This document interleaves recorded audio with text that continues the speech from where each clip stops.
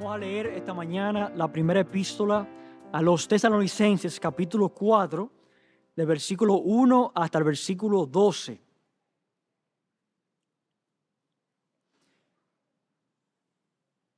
Dice así la palabra de Dios, leo en voz alta.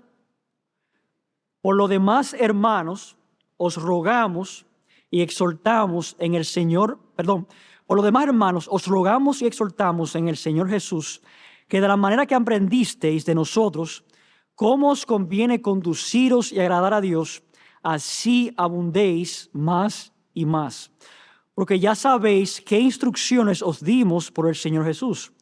Pues la voluntad de Dios es vuestra santificación, que os apartéis de fornicación, que cada uno de vosotros sepa tener su propia esposa en santidad y honor, no en pasión de concupiscencia, como los gentiles que no conocen a Dios, que ninguno agravie ni engañe en nada a su hermano, porque el Señor es vengador de todo esto, como ya hemos dicho y testificado. Pues no nos ha llamado Dios a inmundicia, sino a santificación. Así que el que desecha esto no desecha a hombre, sino a Dios, que también nos dio su Espíritu Santo. Pero acerca del amor fraternal no tenéis necesidad de que os escriba, pues vosotros mismos habéis aprendido de Dios, que os améis unos a otros, y también lo hacéis así con todos los hermanos que están por toda Macedonia. Pero os rogamos, hermanos, que abundéis en ello más y más, y que procuréis tener tranquilidad y ocuparos en vuestros negocios, y trabajar con vuestras manos de la manera que os hemos mandado, a fin de que os conduzcáis honradamente para con los de afuera y no tengáis necesidad de nada. Vamos a orar. Padre, gracias, Señor, por esta oportunidad que nos das de abrir la Biblia y estudiarla. Te pido, Señor, que tú nos ayudes con estas enseñanzas que encontramos en este pasaje, que podamos prestar atención a tu Espíritu Santo a medida que nos habla, Señor. Si hay aquí una persona que todavía no te conoce como Señor y Salvador, yo te pido, Padre, que tú les abras entendimiento para salvación y que hoy sea el día de salvación. Y te pido, Señor, por todos los creyentes que estamos aquí, Señor, que tú nos sigas ayudando a seguir creciendo en la gracia, a seguir acercándonos más a ti, Señor, que podamos vivir vidas que te agraden, Señor. En el nombre de Jesús, amén. Amén. Este año yo tuve que llevar mi vehículo a un mantenimiento rutinario y tuvieron que cambiar las gomas, alinearla y balancearla. Y eso es importante por varias razones. Cuando las gomas no están alineadas o balanceadas, el carro empieza a vibrar en alta velocidad. Y poco a poco las gomas se empiezan a deteriorar más y más si no le damos un buen mantenimiento rutinario y periódico. De la misma manera, nosotros hemos sido llamados a un alineamiento, a ser alineados. Pero obviamente no nuestras gomas, sino a ser alineados con lo que Dios quiere para nosotros. Alinearnos a la voluntad de Dios para nosotros. En este texto, hermano, encontramos una frase que yo quiero subrayar y que la mantengamos nosotros martillando durante este estudio de esta mañana. Y es la frase que encontramos en el versículo 1. Es la frase agradar a Dios. Agradar a Dios. Nosotros podemos definir ese verbo agradar como acomodarse a las opiniones, deseos e intereses de otros. Agradar a algo, agradar a alguien, agradar a esa persona. Pero cuando hablamos de agradar a Dios, obviamente entonces estamos hablando de acomodarnos a la opinión, deseo e interés que Dios tiene para nuestras vidas. Agradar a Dios es alinearnos a lo que Dios nos ha revelado en las Escrituras. O sea, todo lo que en nuestra vida no está alineado a lo que Dios nos ha revelado, agradarle quiere decir buscar alinearnos a eso que Dios nos ha revelado. Y quiero, hermanos, en esta introducción mostrarles 3 pasajes donde el apóstol Pablo usa esa palabra, ese verbo de agradar. Vayan por favor conmigo al capítulo 2 de esta epístola de Tesalonicenses. Viene el capítulo 2, versículos 3 y 4. Dice el apóstol Pablo, porque nuestra exhortación no procedió de error, ni de impureza, ni fue por engaño, sino que según fuimos aprobados por Dios para que se nos confiase el evangelio, así hablamos, no como para agradar a los hombres, sino a Dios, que prueba nuestros corazones. Entonces el apóstol Pablo, vemos en esta carta que él afirmó que todo lo que él hizo en Tesalónicas, en su ministerio, fue motivado por algo, y era para agradar a Dios. Miren otra mención de este verbo. Miren en el versículo 16 de este capítulo. Pablo aquí está hablando a los judíos que se opusieron a él en su ministerio en Tesalónica. Y dice lo siguiente en el versículo 16 de capítulo 2. Impidiéndonos hablar a los gentiles para que éstos se salven. Así colman ellos siempre, el versículo 15, los cuales mataron al Señor Jesús y a sus propios profetas, y nosotros nos expulsaron, y miren ahí la frase, y no agradan a Dios, y se oponen a todos los hombres. Entonces, hermanos, hemos visto aquí que hay una frase que queremos martillar, queremos enfatizar en este estudio de esta mañana, es la frase agradar a Dios. Y le vamos a preguntar a este texto que hemos leído esta mañana la pregunta siguiente: ¿cómo podemos agradar a Dios? ¿Cómo podemos vivir vidas que agraden al Señor? Y vamos a considerar esta mañana 3 puntos, 3 aspectos que el apóstol Pablo nos muestra en este pasaje de cómo podemos vivir vidas que agraden al Señor. Y antes de desarrollar estos puntos, yo quiero que, hermanos, consideremos los versículos 1 y 2 de este pasaje que leímos, de capítulo 4, porque sirven de transición entre los capítulos del 1 al 3 y capítulos 4 y 5. En los primeros 3 capítulos de esta epístola, Pablo está tratando temas personales, temas de su ministerio. Él está hablando de cómo él predicó la palabra, cuáles fueron sus motivaciones, cómo fue su testimonio delante de ellos, cómo él predicó fielmente el evangelio y no tiene quien lo acuse de tener motivaciones incorrectas. También él cuenta en el capítulo 2 y 3 cómo él tuvo que salir abruptamente de Tesalónica, tuvo que salir obligado porque los judíos levantaron una persecución contra él.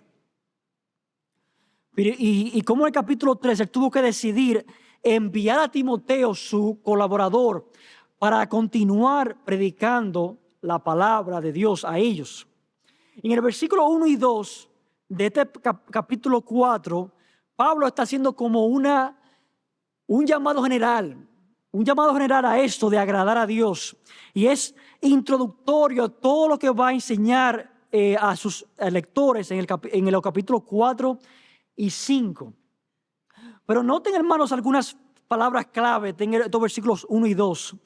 Noten ahí, hermanos, el versículo 1 dice que de la manera que aprendiste de nosotros, cómo os conviene conduciros.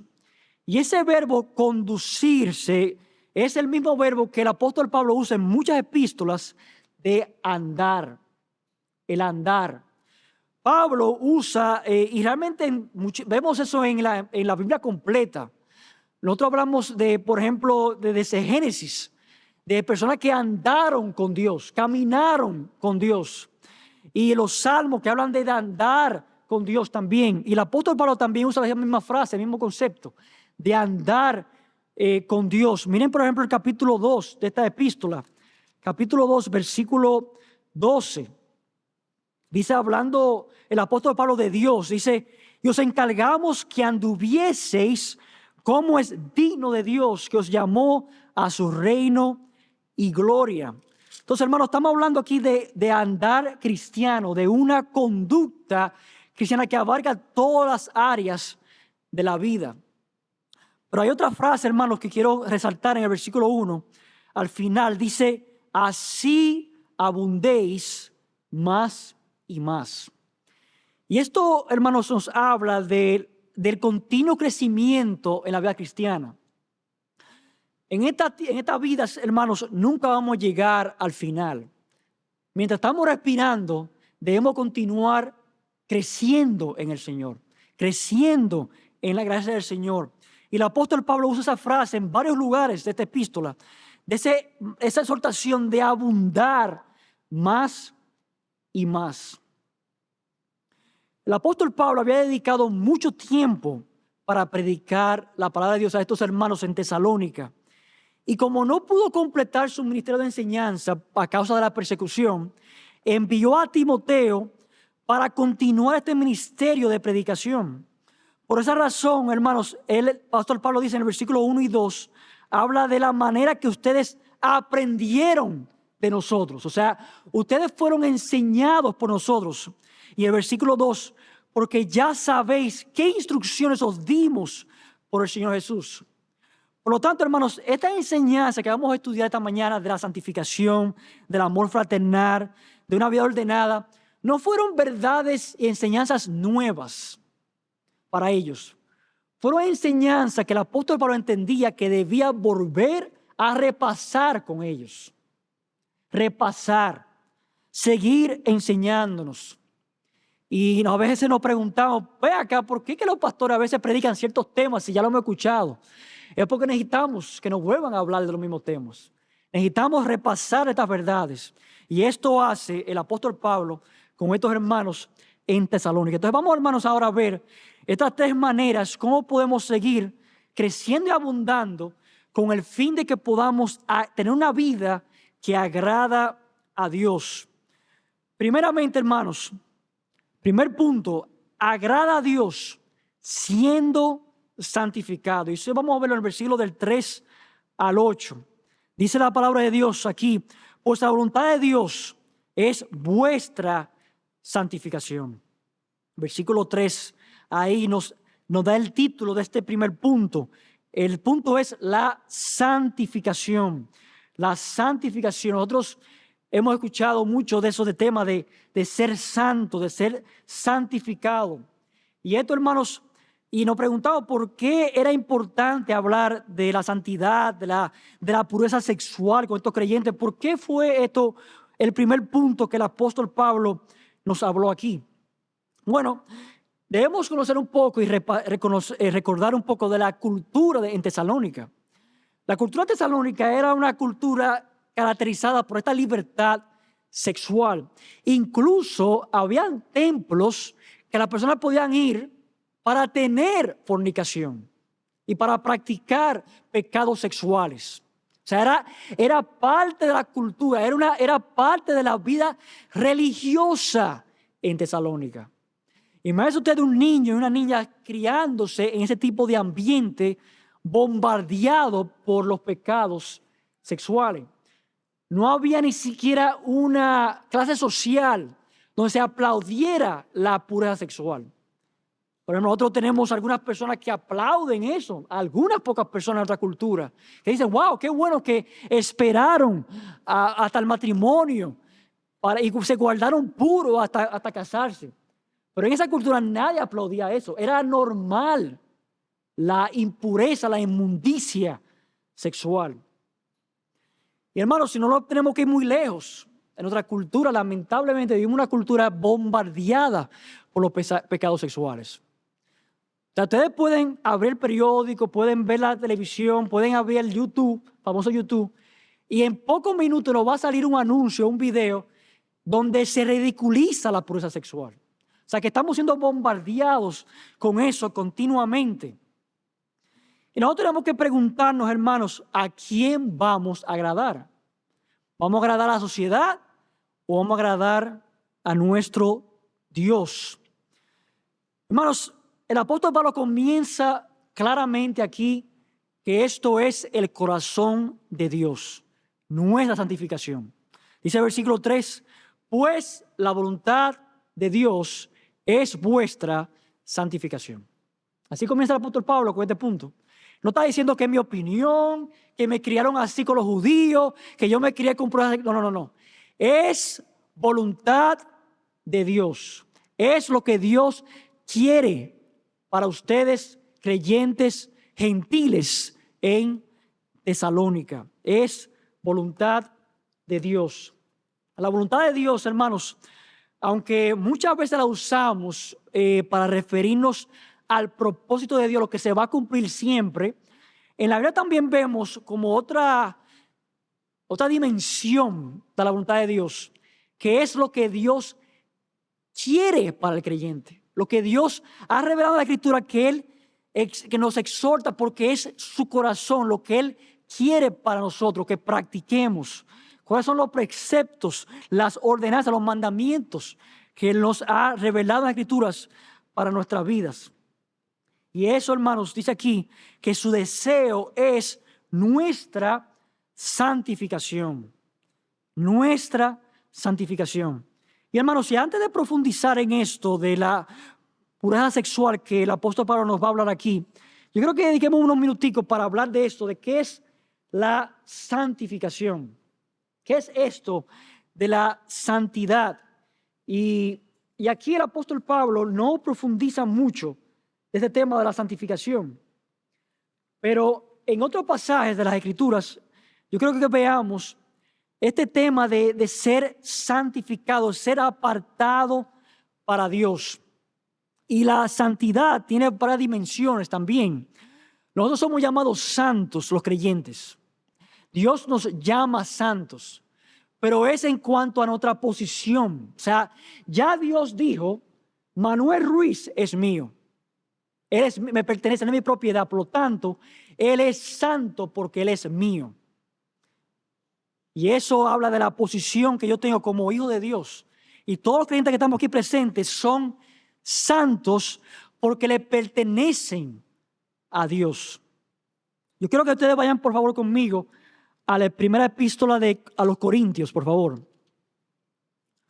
Primero a los Corintios, capítulo 6, versículo 18 al 20. Dice el apóstol Pablo, primero a los Corintios, capítulo 6, versículo 18 al 20, dice, huid de la fornicación. Cualquier otro pecado que el hombre cometa está fuera del cuerpo, mas el que fornica contra su propio cuerpo peca. Ahora noten ahí, versículo 19, ¿o ignoráis que vuestro cuerpo es templo del Espíritu Santo, el cual está en vosotros, el cual tenéis de Dios, y que no sois vuestros? Porque habéis sido comprados por precio. Glorificad pues a Dios en vuestro cuerpo y en vuestro espíritu, los cuales son de Dios. El momento que Dios puso su Espíritu Santo dentro de ti, tú te hiciste propiedad de Dios. Ya tú no te perteneces, tú eres propiedad de Dios. Y eso es lo que significa ser santo. Sin embargo, hermanos, en el epístola que estamos estudiando está hablando de la santificación como un proceso que Dios está haciendo, trabajando en nosotros para que seamos más como Él, más santo, más apartado del pecado y más parecido a Él. Y esto, hermanos, es un proceso que Dios está trabajando en nuestra vida por la persona del Espíritu Santo. Mire por favor también conmigo al libro de Romanos capítulo 6. Romanos capítulo 6. Versículo 11 al 13. Romanos 6, versículo 11 al 13. Ahí nosotros vemos nuestra responsabilidad en la santificación. Dice Romanos 6, versículo 11. Así también vosotros consideraos muertos al pecado, pero vivos para Dios en Cristo Jesús, Señor nuestro. No reine pues el pecado en vuestro cuerpo mortal, de modo que lo obedezcáis en sus concupiscencias, ni tampoco presentéis vuestros miembros al pecado como instrumentos de iniquidad, sino presentaos vuestros mismos a Dios como vivos entre los muertos y vuestros miembros a Dios como instrumentos de justicia. Entonces, hermanos, aquí vemos la exhortación del apóstol Pablo en varios pasajes en cuanto a la santificación. La santificación, hermanos, es un proceso que Dios está trabajando en mí y en todo creyente que está aquí. Es una obra de hacerlo más santo, de que Él sea más como Cristo en su carácter. Y nosotros, hermanos, tenemos una responsabilidad en esto. Tenemos un llamado en esto. Tenemos un papel que jugar en esto. Tenemos que responder correctamente a la obra del Espíritu Santo en nuestras vidas. Yo quiero, hermanos, miren vayan otra vez a 1 Tesalonicenses capítulo 4, por favor. 1 Tesalonicenses capítulo 4, el pasaje que estamos estudiando. Miren el versículo 8. Versículo 8. Dice, así que el que desecha esto, no desecha a hombre, sino a Dios. Ahora miren la última frase, que también nos dio su Espíritu Santo. Es interesante cómo Pablo pone aquí y agrega esa frase al final, que también nos dio su Espíritu Santo. Y vemos ahí la importancia de agregar esto al apóstol Pablo, es porque la santificación es una obra del Espíritu Santo en nuestra vida. O sea, si no hay Espíritu Santo, no hay santificación en nuestra vida. Y comienza el día que tú y yo creímos en Cristo. El Señor empezó a obrar en nosotros y nos empezó a hacer más santo cada día.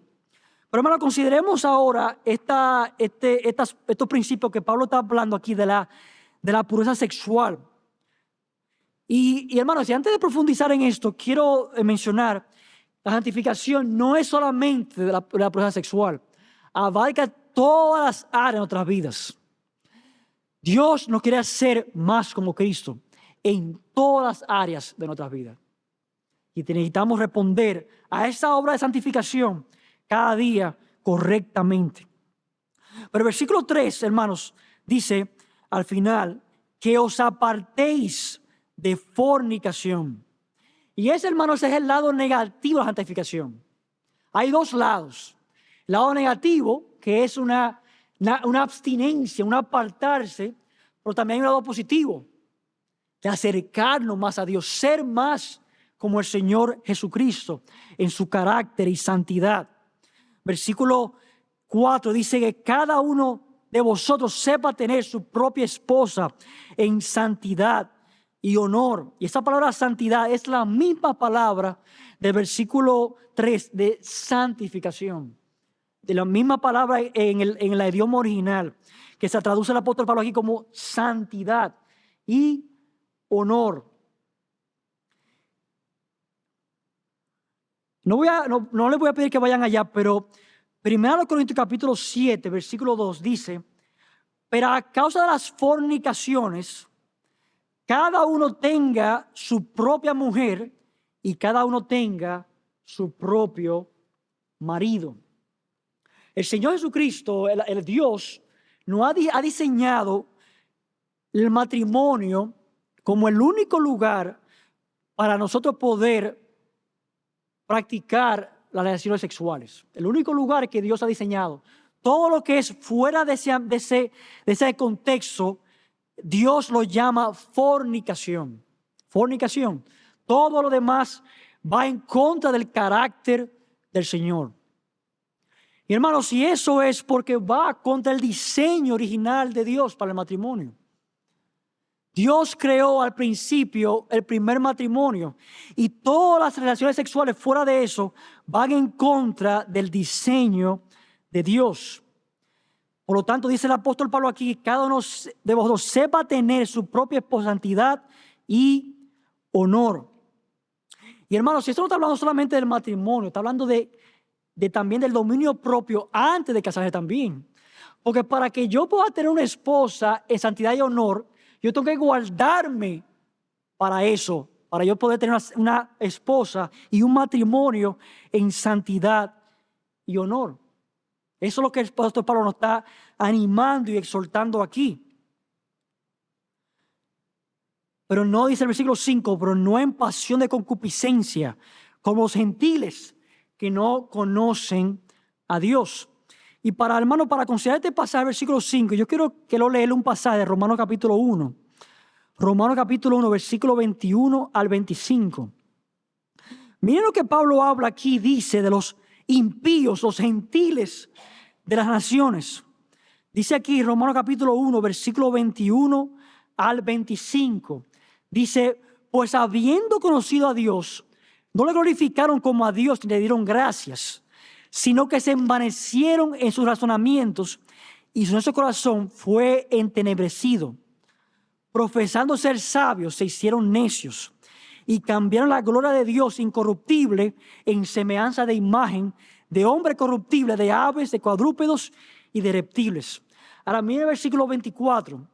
Por lo cual también Dios los entregó a la inmundicia en las concupiscencias de sus corazones, de modo que deshonraron entre sí sus propios cuerpos. Hermanos, hay un contraste. Dios está diciendo, miren, el que va a guardarse, el que va a ser santo en lo que es la área sexual, no puede ser como los gentiles. Los gentiles se gobiernan por sus propios deseos desordenados, por sus propias concupiscencias. Si tú eres creyente en el día de hoy, hubo un día que tú le dijiste sí a Cristo. Y no fue solamente para salvación, fue para toda tu vida en esta tierra. Toda tu vida. Cristo sería el rey. Ya no sería tu pecado que gobernaría. No sería tu voluntad. Sería Dios que gobernaría en tu vida. Y eso, hermanos, es lo que está hablando aquí. De la santidad. De no estar gobernado por la concupiscencia, por esos deseos ordenados que tenemos todos nosotros lamentablemente todavía. Todos lo tenemos, esos deseos desordenados nosotros. Y tenemos que frenarlos y hacerlos morir por el poder del Espíritu Santo. Eso es santificación, hermanos. Santificación es yo decirle no a la carne, no al pecado que mora en mí y sí a la santificación, sí al Espíritu Santo que quiere trabajar en mí y hacerme más santo. Pero hermanos, en el versículo 6, Pablo aquí nos menciona por qué, o sea, cuáles son las razones de por qué debemos ser santificados. Y estas son razones aquí que menciona, dos. Y la primera, hermanos, es porque si no cumplimos con estos principios, vamos a terminar pecando contra otros hermanos. Vamos a terminar agraviando y engañando a nuestros hermanos. Dice el versículo 6, que ninguno agravie ni engañe en nada a su hermano, porque el Señor es vengador de todo esto, como ya hemos dicho y testificado. Esa frase ahí, esos verbos que usa el apóstol Pablo de engañar, agraviar, y eso de agraviar es de cruzar los límites. En el libro de Proverbios nosotros encontramos esa frase de no cruzar los límites, de no cambiar los límites de los vecinos. Y es porque los límites delimitaban la propiedad de las personas. Y si una persona quería engañar a alguien que secretamente cambiaba el límite. No, esto es mío, ahí es que llega tu espacio, tu límite. Y una forma de transgredir, de engañar a las personas en ese tiempo. Por aquí el apóstol Pablo usa un verbo gráfico de agraviar, de dañar, de yo cambiar el límite y de ir más allá del límite. Nosotros los dominicanos decimos, te pasaste. Eso es lo que está diciendo aquí el apóstol. No se pasen. No se pasen de los límites que Dios ha establecido en esto de la santificación y la pureza sexual. Y aquí también dice, ¿por qué? Porque el Señor es vengador de todo esto, como ya hemos dicho, identificado. Yo quiero, hermanos, mencionarle a ustedes brevemente dos ejemplos en la Biblia que vemos estos principios ilustrados. Los que quieren ir conmigo, vayan conmigo al segundo libro de Samuel, capítulo 11. No lo voy a leer, sino voy a mencionar algunos versículos aquí. Segundo libro de Samuel, capítulo 11. Aquí vemos el ejemplo triste de cómo David pecó contra Urías, un soldado de él. En este pasaje, hermano, nos relata, el autor nos relata de cómo David, el rey David, en un tiempo que los reyes iban a la guerra, él decidió quedarse dormido en su cama. Se quedó atrás y no fue a la guerra.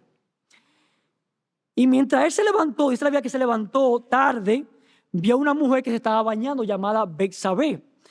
Y él decidió tomarla por mujer. Y este pasaje, hermanos, este capítulo de 11 de segunda a Samuel, nos relata cómo David trató de encubrir su pecado con esta mujer. Y miren el último versículo, si los que tienen allá la Biblia, el versículo 27 de este capítulo.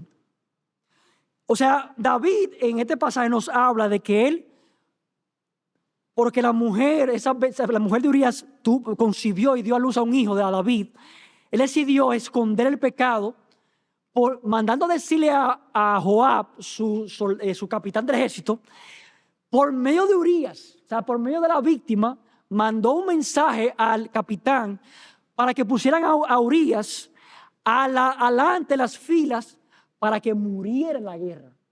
Todo para encubrir su pecado. Entonces, David decidió como escuchó la noticia de que Urías había muerto, decidió tomar a esa mujer como su mujer. Pero miren el versículo 27.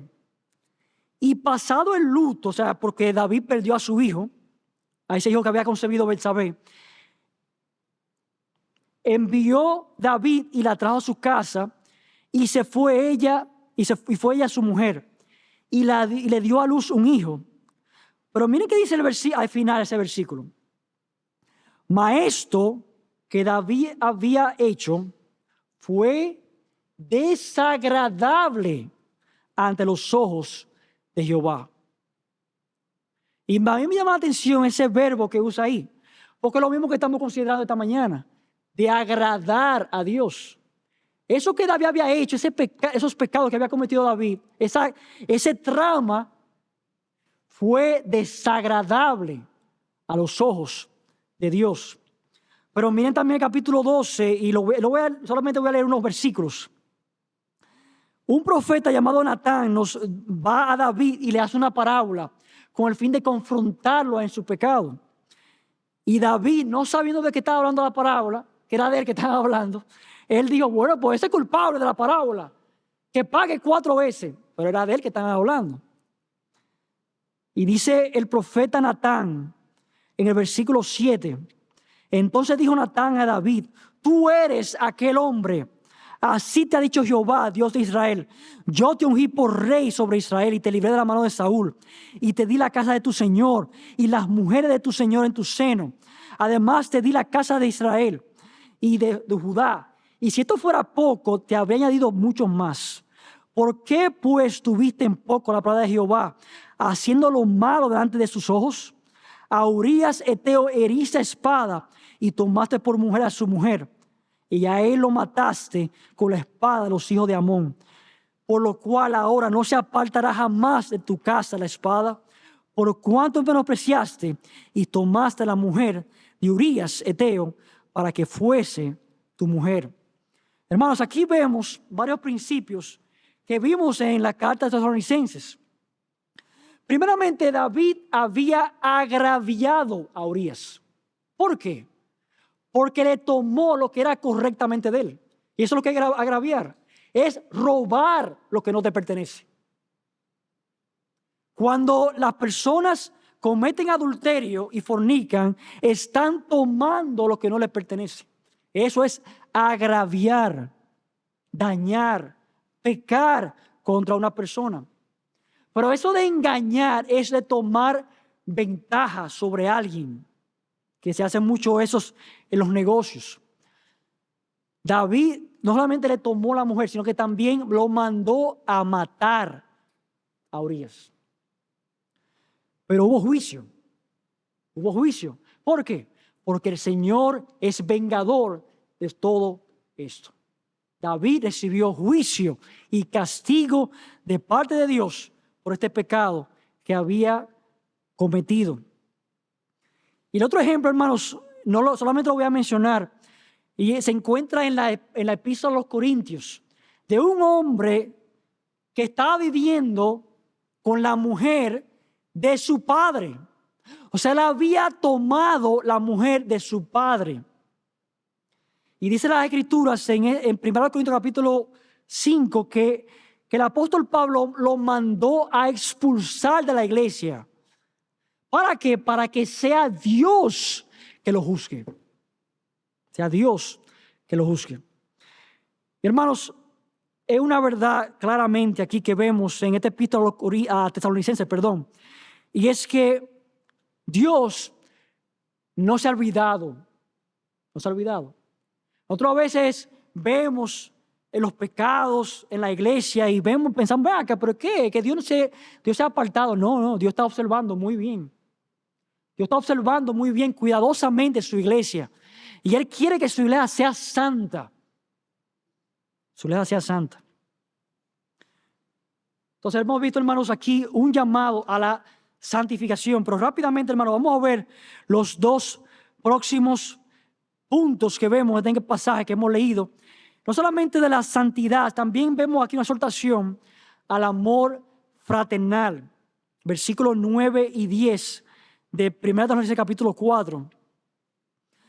Pero acerca del amor fraternal no tenéis necesidad de que os escriba, porque vosotros mismos habéis aprendido de Dios que os améis unos a otros.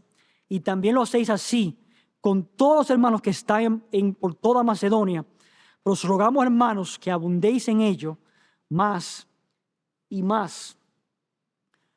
Aquí, hermanos, la exhortación aquí es el amor fraternal, el amor dentro de la comunidad de la iglesia. Y yo quiero que ustedes piensen cómo esto se conecta con lo anterior. O sea, si yo no agravio a mi hermano, si yo no pego contra mi hermano, no es para que se quede así, es para que yo siga más allá y lo ame a mi hermano. Yo practique el amor fraternal. Pero todo comienza con teniendo una relación correcta con el Señor. La santificación, hermanos, que hemos visto en el primer punto, no es nada más de no cometer fornicación. Es de yo querer agradar a Dios. O sea, de yo querer estar conforme a lo que Dios quiere para mi vida. Si nos quedamos aéreos, si nos quedamos terrestres, sin cuidado podemos convertirnos en legalistas. O sea, yo hago esto y lo otro. No. No se trata de cumplir leyes, se trata de agradar a Dios en todo lo que Él me pida. De yo querer ser como el Señor quiere que yo sea. Y ahora, hermanos, esto del amor fraternal. ¿Qué es esto del amor fraternal? Fraternal, o sea, ese amor fraternal es una sola palabra en el idioma original. Es la palabra que se usa, que es de una ciudad en Estados Unidos, que es la palabra Filadelfia, que significa el amor entre hermanos. Pero en otro contexto es el amor entre los hermanos de la iglesia. Son los hermanos en Cristo. El amor fraternal. Un autor, un comentarista que ya falleció, llamado Carlos Rairi, nos da esta definición del amor fraternal.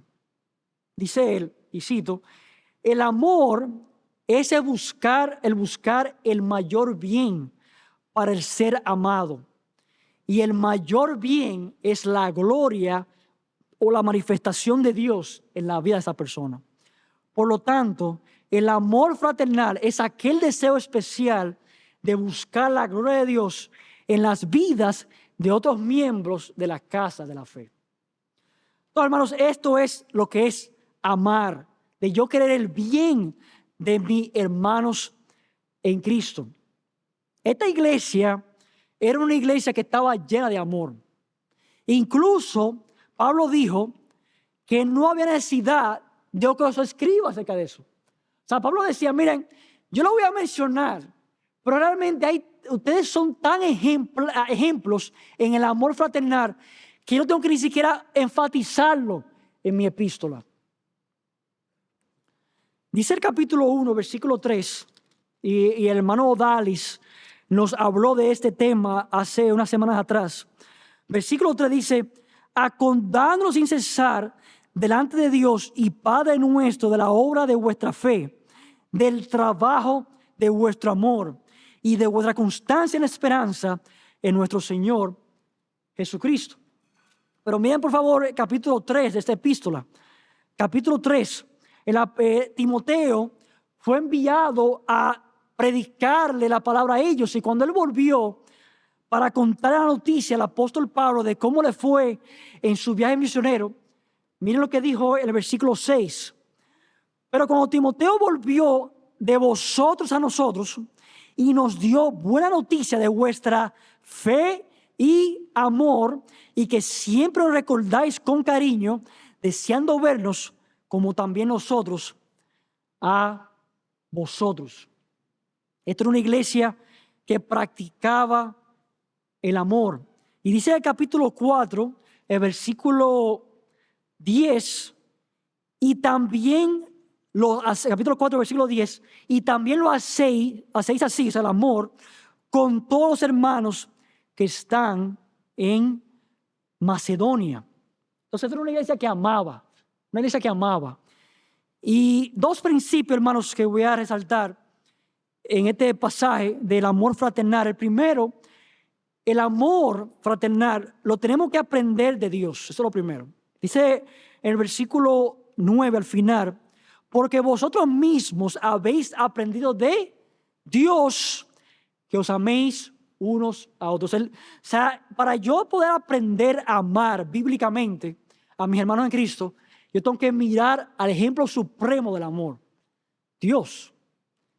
Dios es el ejemplo supremo del amor. Yo quiero, por favor, leerles unos versículos de Efesios capítulo 5. Efesios capítulo 5, versículo 2. Dice el apóstol Pablo en su carta a los Efesios capítulo 5, versículo 2: y andad en amor, como también Cristo nos amó y se entregó a sí mismo por nosotros, ofrenda y sacrificio a Dios en olor fragante. Miren también el versículo 25, pero está hablando del amor matrimonial. Maridos, amad a vuestras mujeres, así como Cristo amó a la iglesia y se entregó a sí mismo por ella. Ahora noten el propósito. Era para un mayor bien de la iglesia, para santificarla, habiéndola purificado en el lavamiento del agua por la palabra. Entonces, hermanos, el amor de Dios, como Dios nos ama, no es de una manera egoísta. Estaba hablando con una colaboradora de trabajo y estaba diciéndome a mí que ella le molesta cuando la gente hace favores para luego pedirle ese favor de regreso para atrás, más adelante. O sea, como que creen que como que están, es como un banco, que estamos, tú sabes, yo estoy echando crédito, dinero en tu cuenta para que tú después me pagues para atrás, tú sabes, cuando yo pueda. Así no es como Dios ama. Dios nos ama de una manera que Él da por el mayor bien de nosotros. Recordamos ese versículo en Juan 16. Porque de tal manera amó Dios al mundo, ¿qué hizo qué? Que dio a su Hijo unigénito. Ese es el amor de Dios. Dios nos amó tanto que dio a su Hijo unigénito. Y ese amor, hermanos, está muy conectado también con el Espíritu Santo, con la santificación también. Porque dice Romanos capítulo 5, versículo 5, y la esperanza no avergüenza, porque el amor de Dios ha sido derramado en nuestros corazones por el Espíritu Santo que nos fue dado. O sea, la idea aquí, hermanos, es que, yo veo el ejemplo de Dios. Yo digo, wow, Dios me ama. Yo estudio ese amor de Dios, lo considero. Pero la única forma de yo poder experimentar y aplicar en mi vida ese amor es cuando yo me someto también a la santificación de mi vida. Yo tengo que prestar atención al Espíritu Santo que me quiere enseñar a mí cómo amar bíblicamente.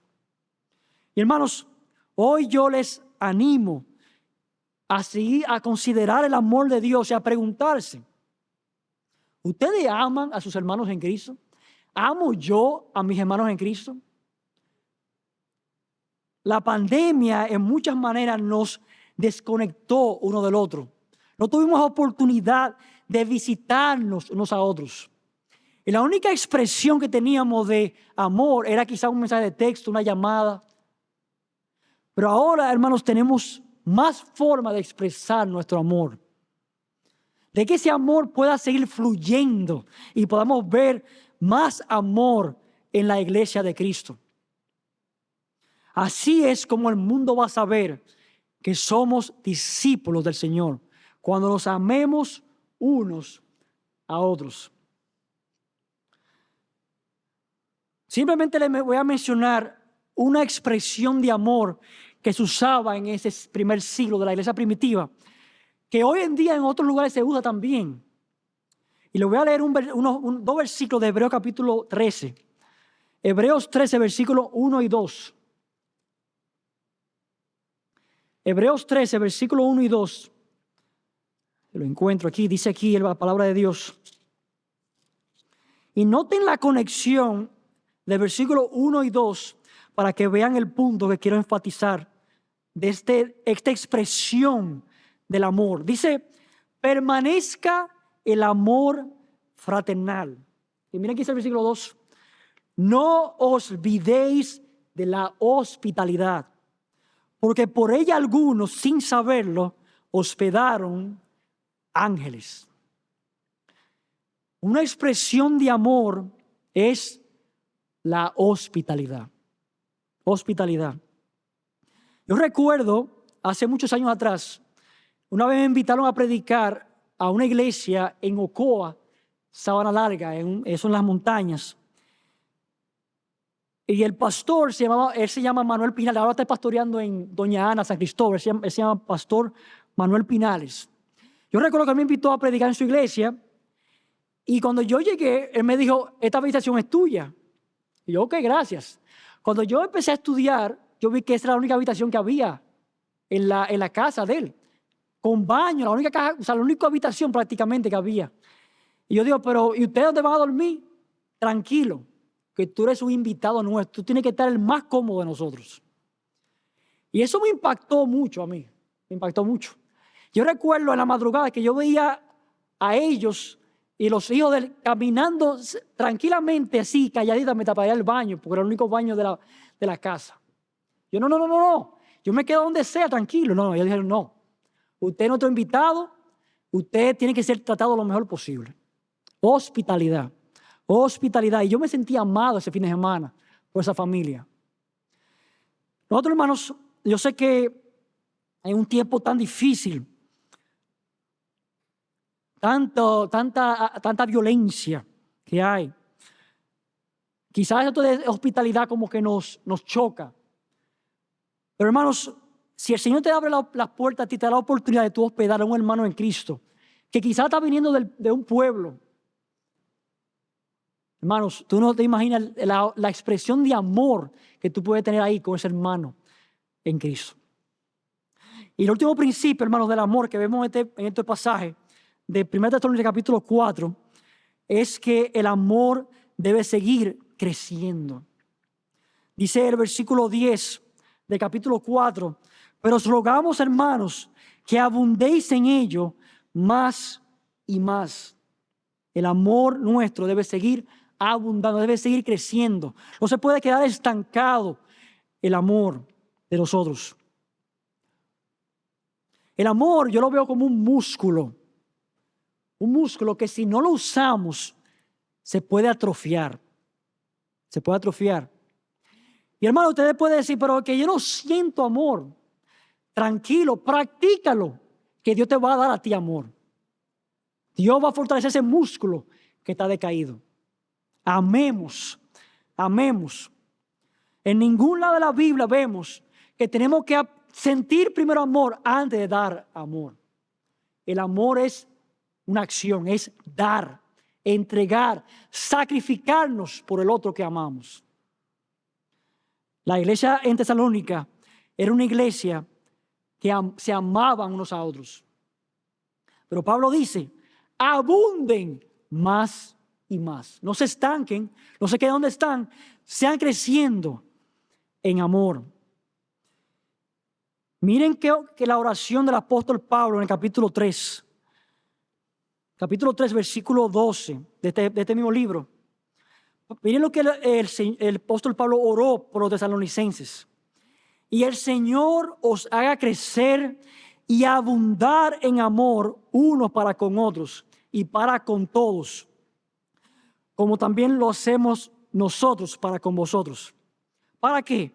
Para que sean afirmados vuestros corazones, irreprensibles de santidad delante de Dios nuestro Padre, en la venida de nuestro Señor Jesucristo, con todos sus santos.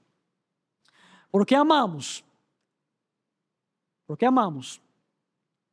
Para estar preparados para cuando el Señor venga.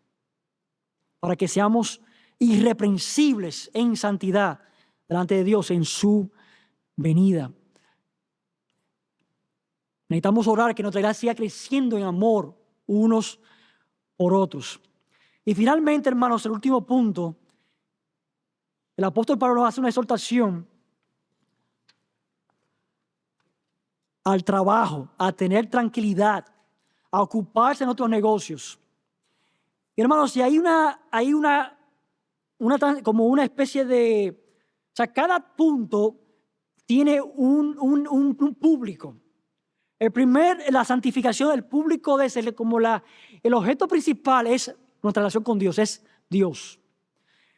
El amor fraternal son otros hermanos, pero este punto final ya está hablando de los de afuera, de testimonio para los inconversos, que aquí el apóstol Pablo nos va a hablar aquí, de ser de testimonio. Y por esa razón el apóstol Pablo hace una exhortación al versículo 11, a tener tranquilidad y ocuparos de nuestros negocios y trabajar con vuestras manos de la manera que os hemos enseñado. ¿Para qué? ¿Cuál es el fin? De que os conduzcáis honradamente para con los de afuera y no tengáis necesidad de nada. Entonces, Dios, nuestra iglesia, los de afuera. Testimonio para los de afuera. Hermanos, por el tiempo, solamente voy a mencionar rápidamente dos principios aquí que el apóstol Pablo quiere señalar en estos versículos 11 y 12. El primero, hermanos, es eso de tener tranquilidad. ¿Qué es eso de tener tranquilidad? Y para considerar eso, tenemos que ver qué estaba pasando en Tesalónicas. Muchos creyentes de Tesalónicas habían malentendido la segunda venida. O no que lo habían malentendido, sino que no lo habían aplicado correctamente. O sea, ellos decían, bueno, si el Señor viene en cualquier momento, vamos a trabajar, vamos a vivir de los hermanos, vamos a vivir de todo el mundo aquí, que tú sabes, porque el Señor viene en cualquier momento. Vamos a dejar el trabajo, vamos a pasarla en comunión, entre comillas. En comunión. El apóstol Pablo, en su segunda epístola, capítulo 3, él dedica muchos versículos para hablar del trabajo, de la ética del trabajo. En el versículo 11, el capítulo 3, dice el apóstol Pablo, porque oímos que algunos de entre vosotros andan desordenadamente, no trabajando en nada, sino entrometiéndose en lo ajeno. Y como contraste, Pablo dice que procuremos tener tranquilidad. Hermanos, cuando nosotros tenemos las prioridades incorrectas en nuestra vida, como creyentes, estoy hablando, cuando nosotros ponemos para nuestras vidas que nosotros somos los protagonistas y no Dios, ¿sabe qué va a pasar con nuestro ánimo, nuestro corazón? Vamos a tener intranquilidad. Intranquilidad. Cuando es Emanuel que gobierna en su vida,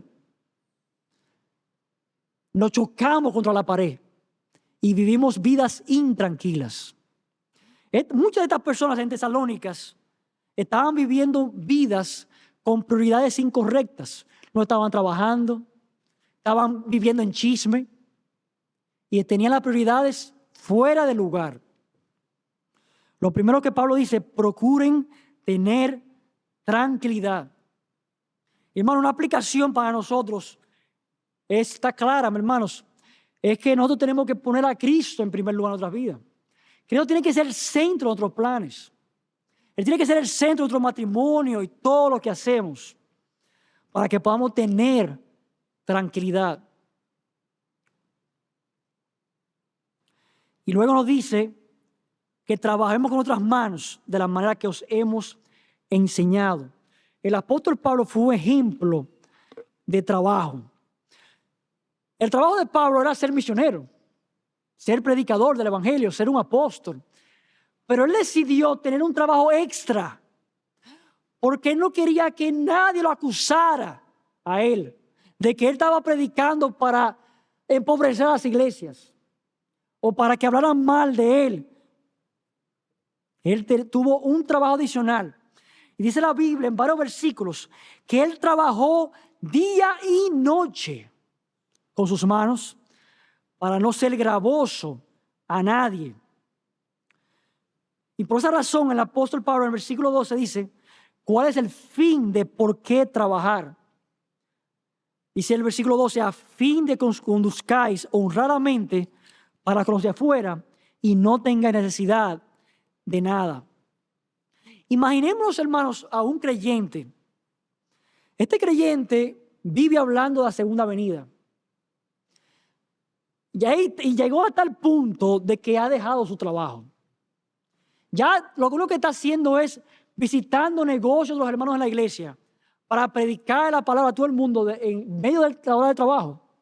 Inclusive está interrumpiendo a los obreros ya de su trabajo. ¿Qué vamos a pensar de esa persona? Que es un vago, que está fuera de lugar, no entiende su prioridad como cristiano, no entiende que tiene que trabajar. Bueno, así estaba pasando en la iglesia de Tesalónica. Habían personas que estaban dejándolo todo para dedicarse a eso, a visitar las casas al mediodía y decir, ve acá, habrá algo para mí también. ¿Te quedó comida? ¿Te quedó arroz? ¿Cómo va a ser? Y eso estaba pasando y por eso el apóstol Pablo aquí dice que no porque nadie hable mal de nosotros, que los de afuera tengan buen testimonio de nosotros y no tengamos necesidad de nada, que podamos sustentarnos a nosotros mismos. Entonces, hermanos, hemos visto aquí tres principios, tres aspectos que podemos practicar para tener una vida que agrada al Señor, que agrada al Señor. El Espíritu Santo es un protagonista en este pasaje porque se habla de la santificación. ¿Cómo nosotros estamos respondiendo a esa obra en nuestras vidas de santificación? Nos estamos pareciendo más a Cristo cada día. Queremos agradar a Dios en nuestras vidas. Que el Señor nos ayude, hermanos, a practicar estos principios que hemos visto en este pasaje y que nos ayudes a responder bíblicamente y correctamente a la santificación, a esa obra que Dios quiere hacer nosotros, para que seamos más santos y podamos agradar al Señor. Vamos a orar. Padre, gracias, Señor, por esta exhortación del apóstol Pablo a esta iglesia. Tantas verdades que encontramos aquí para nosotros. Yo te pido, Padre, que tu iglesia podamos crecer en santidad, Señor. Que podamos responder bíblicamente a esa obra del Espíritu Santo para que seamos más santos. Que podamos amarnos más y más nosotros aquí en la iglesia, Señor. Que podamos practicar ese amor fraternal. Y que podamos trabajar, Señor, con esa motivación correcta de ser de testimonio a los de afuera. Que podamos ganar personas para Cristo con testimonio. Y que tú, Señor, nos suba a nuestras necesidades, Señor, a través de otro trabajo. Ayuda a tu iglesia, Señor, a que podamos crecer en estas áreas. En el nombre de Jesús. Amén. Señor le bendiga, hermanos.